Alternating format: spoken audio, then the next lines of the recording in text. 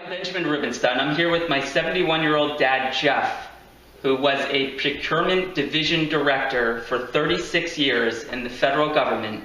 He has some amazing stories, including one during the government shutdown in the mid-90s. He's going to share with us. So let me get this right. You took some loopholes. What's a better way to say that? Took liberties with the regulations. Yeah. And in conjunction with government contractors who understood what we were doing and agreed to what we were doing informally, we unilaterally deobligated hundreds of millions of dollars and virtually paid not only every employee on time who they were working, but every contractor's invoice was paid on time. Now, I know one of your bosses, Richard.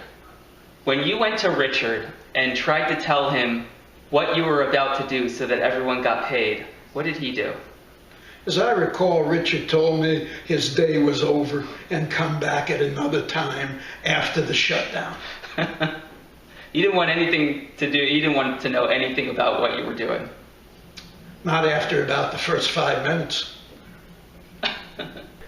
So after the shutdown, and after it became clear that the government employees that were sent home were going to be retroactively paid, I was getting all kinds of phone calls and visitors whining and complaining that they were working, their pals were bowling, their pals were on vacation.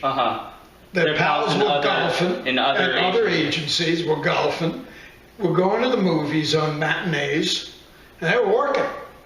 And I just either hung up on them or sent them out of the office.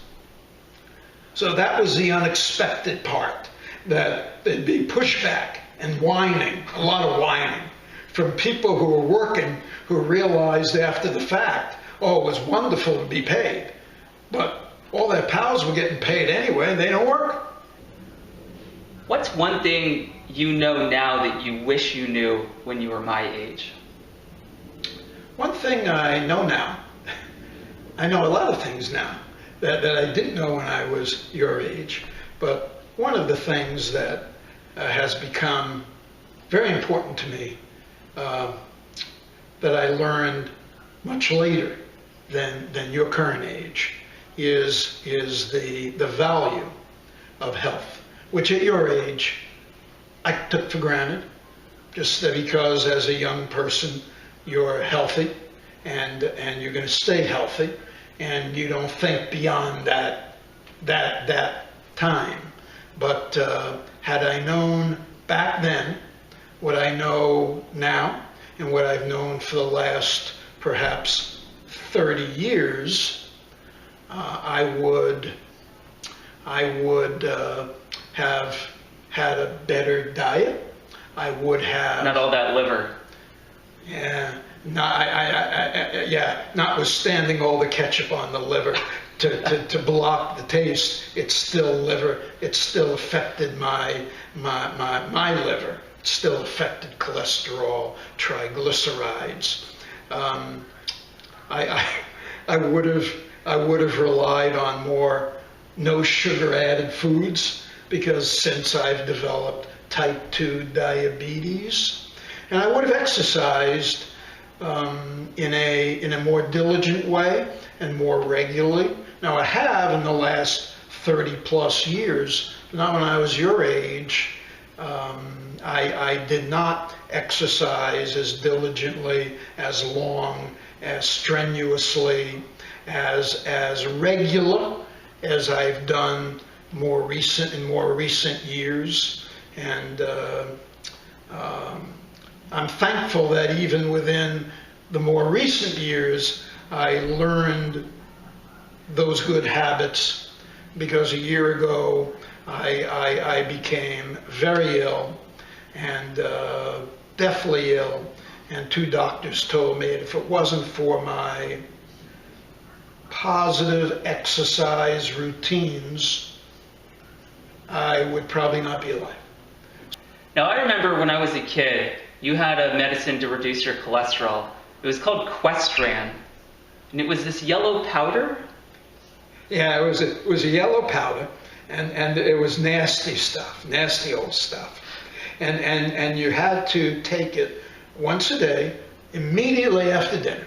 Only immediately after dinner. Uh-huh. So if you had a good dinner, that was the end of it. It ended with that immediately after dinner Questran.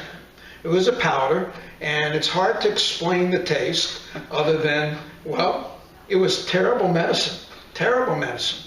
So some years ago, many years ago, a drug called Lipitor arrived, and it had been out for some period of time, and my family doctor never talked to me about Lipitor. So as just any old knucklehead, I continued to take the Questran, the powder, mix it with water every night, and then hate the dinner because, well, it made the dinner terrible.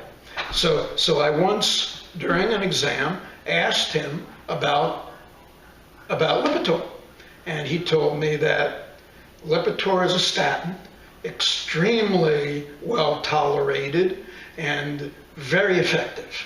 And I asked him if it was as effective as Questran, and he said at least as effective, probably more effective. And I asked him, well, why didn't he bring this subject up previous? Because that powder is just old nasty powder. And he told me, well, to the best of his knowledge, he only had 2 patients left on Questran. Me, who he thinks is his best patient, and this other guy. But he doesn't believe the other guy. He thinks the other guy is lying. Yeah. Just to tell him what he wants to hear. Yeah. I'm the only guy who's actually on Questran, and he was just curious as to how long I would be on Questran. I could be a record, he thought. Well, you were his record for a lot of things ever since that initial trigger in your early 40s when you realized the value of health.